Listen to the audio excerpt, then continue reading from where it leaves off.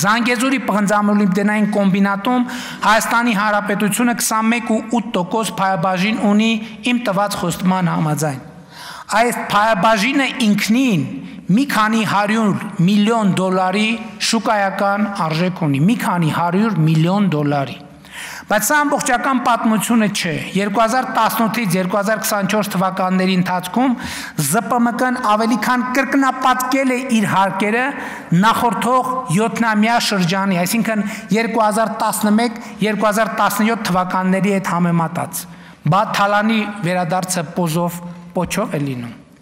Բայց սա դեռ ամենը չէ, 2024 թվականին ԶՊՄԿ-ն 33 միլիարդ 249 միլիոն դրամի շահաբաժին է վճարել պետական բյուջե։ Այսինքն միայն ԶՊՄԿ-ի շուրջ մեր համբերատար հետևողական գործողությունների արդյունքում, որը ընդ որում միանգամից տեղի չունեցավ, այլ տևեց 3 տարի։ Միայն ԶՊՄԿ-ի մասով մենք 1 միլիարդ դոլար գումար եւ գույք ենք վերադարձրել Հայաստանի Հանրապետության։ Միայն ԶՊՄԿ-ով 1 միլիարդ դոլար։ Ոչ ուղիղ իմաստով, բայց անուղղակիորեն այս թեմայի հետ կապ ունի նաեւ ամուսարի խնդրը բարեհաջող հանգուցալուծելը եւ Հայաստանի Հանրապետության 12.5% փայաբաժին ձեռք բերելը եւ ազդագիր համայնքներին տարեկան 7 միլիոն դոլար հավելյալ գումար վճարելու պարտավորության արձանագրումը։ Վիվասել ընկերության վաճառն ու կառավարության 20% փայաբաժին ձեռք բերելը։ Viva Armenia ընկերությունն էլ 2025 թվականին բացի վճարված հարկերից պետական բյուջեի վճարել 2 միլիարդ դրամ փայաբաժին։ Սիրելի ժողովուրդ, Հայաստանի Հանրապետության սիրելի քաղաքացիներ, թալանվածը, գողացվածը,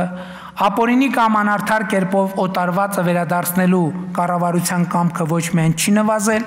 այլև ահա պատրաստի ինստիտուտները, բանաձևերը, համակարգերը գործարկված են ապացուցելի եւ տեսանելի։ Բայց կարևոր է ընդգծել, որ այս ընթացքում ոչ միայն վնասված չէ Հայաստանի պետականությունն ու միջազգային հեղինակությունը, որը այս ողջ process-ի ընթացքում շատ մեծ ռիսկ էր, այլև ամեն ինչ արվել է լիարժեք, օրինականորեն եւ անցնցում։ Միևնույն ժամանակ մենք 100%-ով համատարիմ ենք մնացել 2018 թվականի ժողովրդական ոչ բռնի թավշյա հեղափոխության ընթացքում տված մեր խոստումներին, չբեմադրելով վրեժխնդրության ու վենդետաների տեսարաններ, այլ ընդհակառակը հավատարիմ մնալով պետության կայացման ինստիտուցիոնալ ճանապարհին, որը թերևս ամենաբարդ, ամենադժվար, բայց միակ ճշմարիտ ճանապարհն է եւ շարունակելու ենք գնալ այդ ճանապարհով։